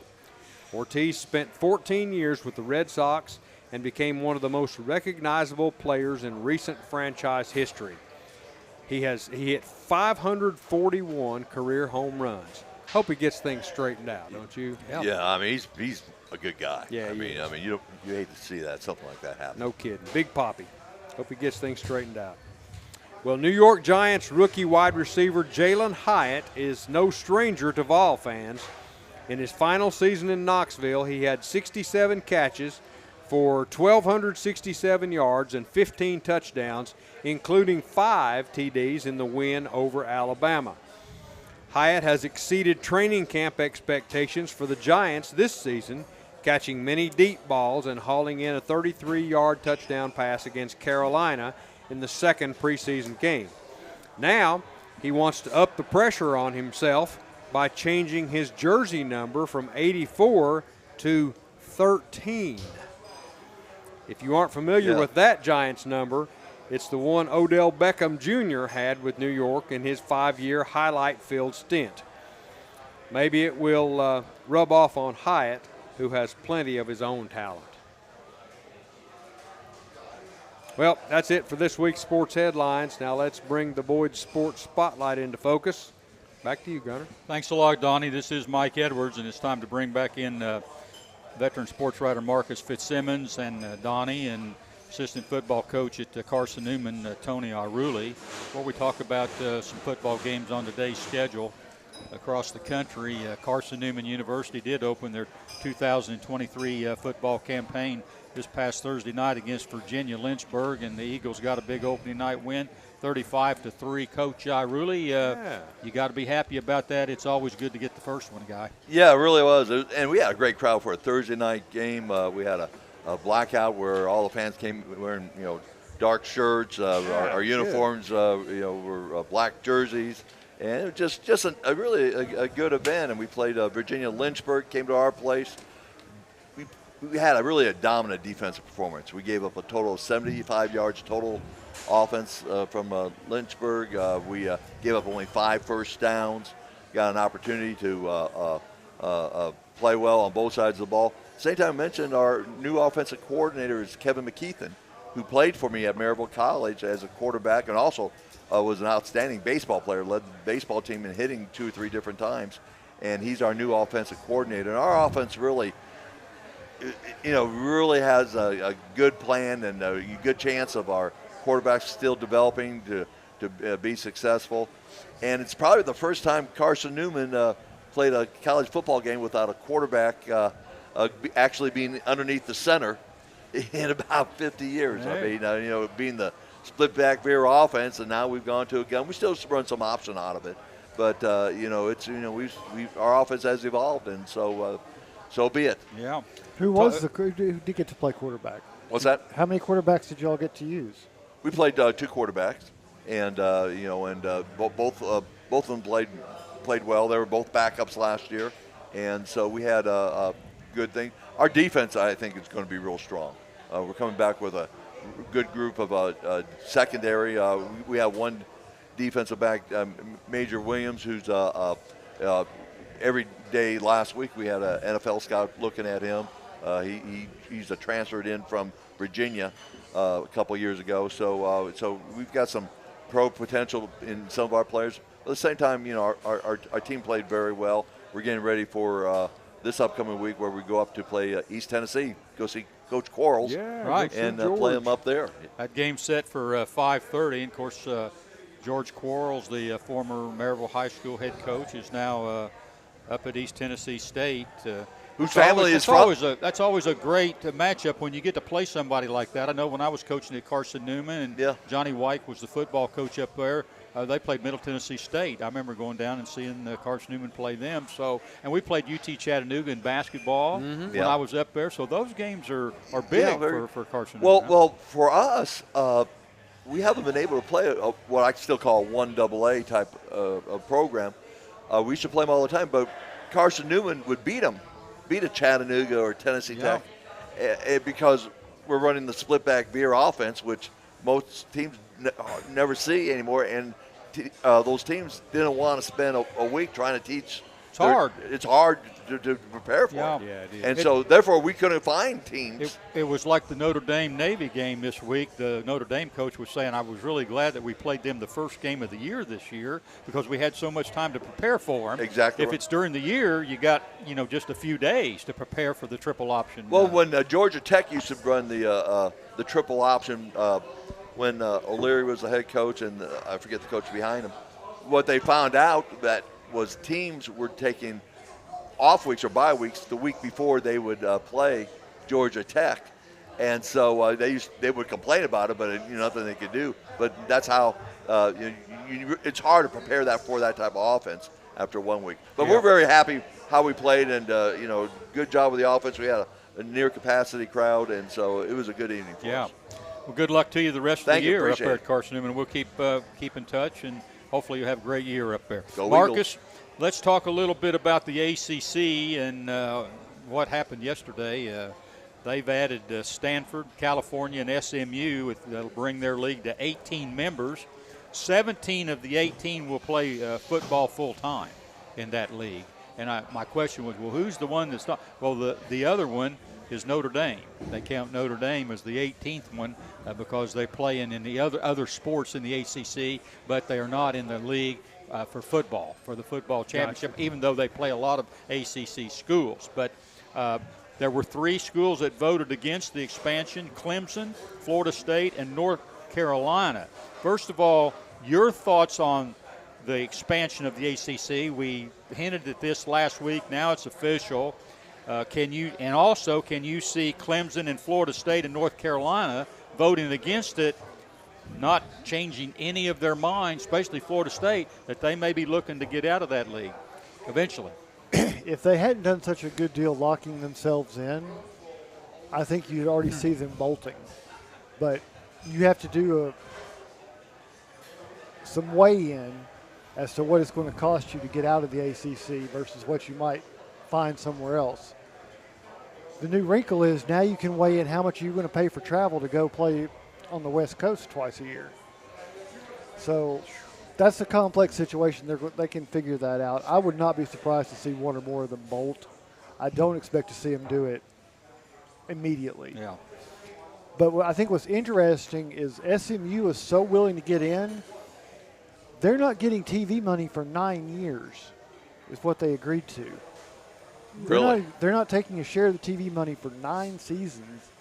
And I think the West Coast schools are only getting a 30% share of the TV revenue, which – that's why they wanted to get these votes, because they were concerned it was going to cut them so badly out of the revenue they were votes, getting. And it's I mean, they're taking a 30% share, and they're going to do the bulk of the traveling to the East Coast.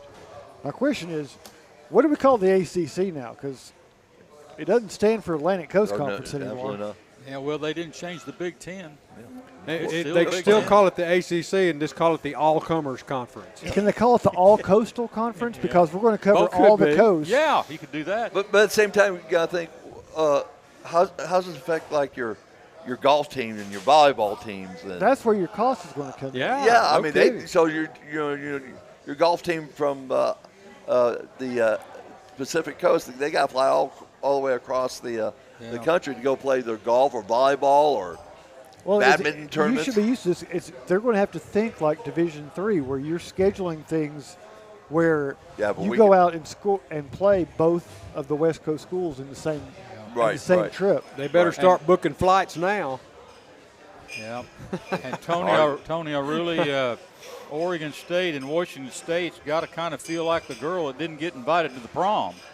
I mean, they're left out there all by themselves. Here we are. I mean, does somebody want us? We're here. I mean, heck with that conference loyalty, they're left all by themselves. That's got to be a big ego slam, doesn't it? Sure. Huh? And how's that now affect their recruiting? How's kids going to say, well? And you think of Mike Leach being out there at Washington State, and fine teams he had out there before going to Mississippi State. Yeah, I mean, it's I don't know. Personally, to me, college athletics is a mess. Yeah. Starting with now the conferences. It's getting worse. Yeah, from all the NILs, transferings. We talked about one guy that he's played 7 years in college. I mean, it's unbelievable. I just can't wait till the Big Ten and the SEC merge.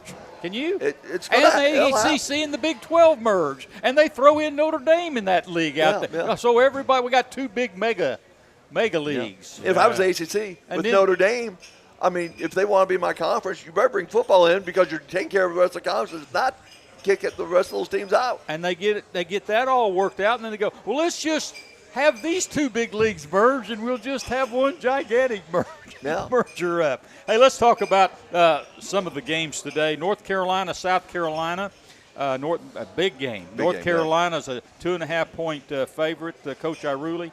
Battle of the 2 quarterbacks. Spencer Rattler at South Carolina, Drake May at North Carolina. That game's at 7:30 on ABC. Going to find out a lot about these 2 teams early. lot of interest in South Carolina, especially after the way they finished. The way they finished, yeah. They beat Clemson, beat Tennessee, and Rattler. He was at Oklahoma, and I think he's played college ball for about 8 years. I got a little kick out of Dan Mullins last night. They said, "Well, who do you like in this game?" He goes, "I like Carolina." Yeah, way to go. Can't lose with that one, can you? I thought that's pretty good, as close as that game's going to be. Lose. But I'm looking for a good one there. Marcus, West Virginia's at number 7, Penn State, 7:30 NBC.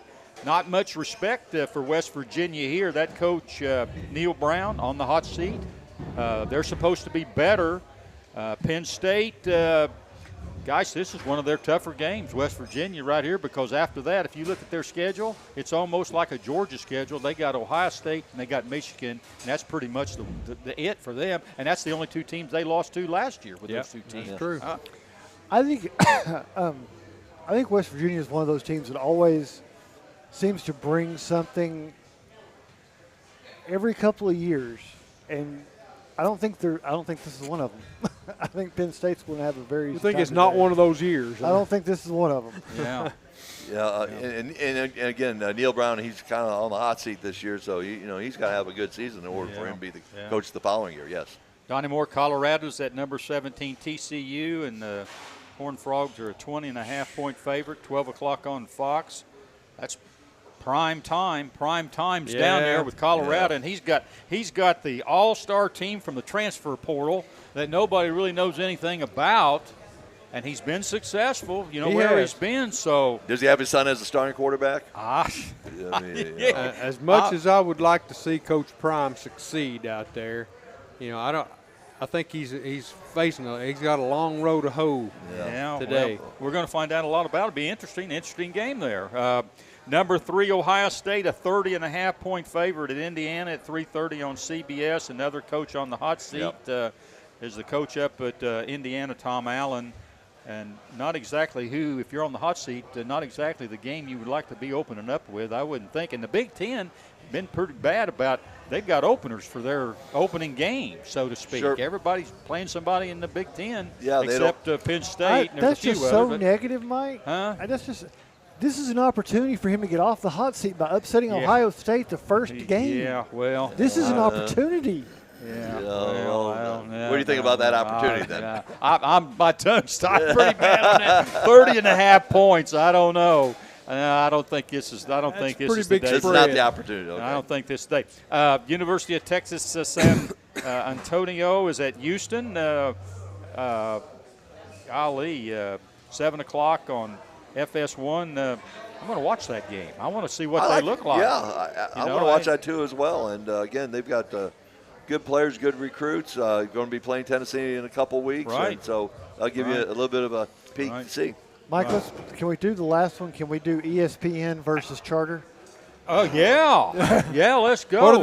What's the spread on that one? Direct TV and ABC. I don't have ABC. What's the spread on that one? Disney has it all on the line against the broadcast rights, because if you're on DirecTV, you got no ABC, you can't watch UT tonight. And if you want to watch it next weekend, unless things get resolved, you can't watch it on cable with Charter. God, I just hated the way it did it. Carol's watching TV at the house, and I'm at the game at Carson Newman. But it was like 5 minutes before the Florida who did they play? Utah. Florida, Utah. Yeah, that was just sheer accident. Yeah, sheer coincidence. It's amazing. I'm sure Walt Disney's got to be shaking his head, saying, "What the heck is going on?" That's pretty poor play in my estimation. I don't know. I don't know what's going to happen there, but I don't know who wins, but we all lose. I can't go home and watch the Tennessee game because they're on ABC today. But I don't know which I'd rather not be having, ABC or ESPN. All the ESPN games. I really don't want to lose ESPN, either one of ESPN or ESPN2. I don't want to lose either one of those. Hey, it's time for a break, and when we return, it's the Bold Predictions segment. You're listening to the Goatee Sports page, and now stay tuned for the best in local sports. For over 50 years and 3 generations, the people of Blount County have trusted Stevenson Tire with their vehicles and their families. Our mission has always been simple: to provide quality products at reasonable prices with exceptional customer service. Featuring tire products from Michelin, BF Goodrich, Uniroyal, Bridgestone, Firestone, and Yokohama, Stevenson Tire also offers alignment and brake services at affordable prices. Stevenson Tire Company, 2411 East Broadway Avenue in Maryville. Call 983-1621 or online at stevensontire.net. Your newspaper? That's right. The Daily Times is your newspaper, tailored to where you live, emphasizing the things that affect you and keeping track of the people and players in our community. The award-winning Daily Times can be delivered each morning right to your door or inbox with the latest in local news and sports. For a 30-day free trial offer, call 981-1100 and begin enjoying your life, your times, every day with the Daily Times. Dunkin' has what you need to conquer the day. So if you want to go from, I don't got this, to, I got this, well, then get this. A bold, smooth espresso drink from Dunkin'. Like a layered velvety caramel macchiato, a rich chocolatey mocha latte, or a creamy non-dairy oat milk latte. Because this day isn't going to conquer itself. No, you're going to do that. Take a sip of You Got This with Dunkin' Espresso drinks. Order ahead on the app plus earn rewards. America runs on Dunkin'. Price and participation may vary. The Roger L. Newman Company began in 1984 with a vision of providing Blount County with excellent heating and cooling service. Mr. Newman also wanted a real business. No gimmicks and no high-pressure sales. They just fix it or replace it. They want to stay within your budget and make you comfortable. Their motto still stands true today. Call us first, we'll be there. Call Roger L. Newman Company at 982-5446 or visit online at rogerlnewman.com. Cooler temperatures are approaching. Upgrade your furnace now for as little as $50 a month. Welcome back to the Bluetick Tavern in downtown Maryville. This is Mike Edwards, and it's time for this week's bold predictions. So, Donnie Moore, let's get right into it. Let's do it. Let's do it. Let's get her done here. We got some big games. Number 5 LSU is at number 8 Florida State. LSU is a 2-point favorite. Who you got? Give me the Tigers. Tigers, Donnie Moore. All right. Marcus? I'm going to take the Noles. Coach Iruli? Florida State. And I'm going to take LSU. Split down so the we're middle. split. Split down the middle. Unbelievable. Split down the middle. North Carolina, 2.5-point favorite at South Carolina. Ooh. Gamecocks. Gamecocks. All right. Marcus? UNC. Donnie? Give me Carolina. Yeah. No. Oh, you were just waiting for that word. What? You started laughing. Where is this one now? It's at South Carolina. At South Carolina. Come on. I'm gonna take a chance and say give me South Carolina. That's what I'm going to go. I think you're all wrong. I'm going to go with South Carolina. Rattler doesn't get hot till the weather gets cold. Yeah, I know. I don't have a lot of faith in South Carolina, but I'm going to go with them today. Go Cox. All right, Tennessee, a 28-point favorite against Virginia. Marcus? Oh, do we have to pick this against the spread, or we're just yeah, we're picking the spread here. Okay. But I'm going to take Tennessee. All right. Coach Iruli? I'll say Tennessee, too. Yeah, give me the Vols. Everybody takes the Vols. I hate to do this, but I'm taking 28 points. You're taking the points, huh? Because of the new rule. That clock's running, and I just you're going to be safe. Yeah, I'm going to take. That's a lot of points. That's a lot of points. I don't know. We'll see. Colorado at number 17 TCU. TCU's a 20.5-point favorite. Coach Iruli? TCU. I hope they whip his butt. Yeah. It's at TCU. Yeah. You taking TCU? TCU. All right. What do you think, Marcus? You like prime time? He's got an all-star team. He has an all-star team, but he got rid of every player. He has all-star players. We haven't seen them as a team yet. Yeah. I'm going to go with TCU because of that. Donnie? Give me the Horny Toads. The Horny Toads.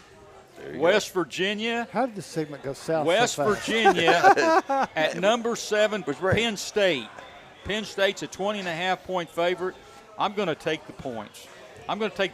Penn State likes to run the ball, and when that clock running, I just think that's a lot of points. 20.5? 20.5 points. Golly, that's a lot of points. Yeah. And Penn State likes to run the ball, control the game, and the clock's running, and West Virginia's supposed to be a little bit better. I'm going to take the points. Go ahead. I like Franklin, though. I'm going to take the Lions. All right. Tony? I'm going Mountaineers, West Virginia. West the Virginia. Nears. Mountaineers. Since I lived there for 3 years. Mike's convinced me. I'm going to go with West Virginia on the Okay. points. Okay. All right. I may be dead wrong on that one. Or you may be dead right. All right, you got 3 minutes for it's football time in Tennessee. All right, come on. You're coming up with the last one. 3 minutes. Yep. Oh, got time for one more. Come on. Okay. Tennessee final year record. Oh. Counting the bowl game, the final deal. What'll that be? So that's 13 games. 13 games. 13 games. Donnie Moore. They're going to go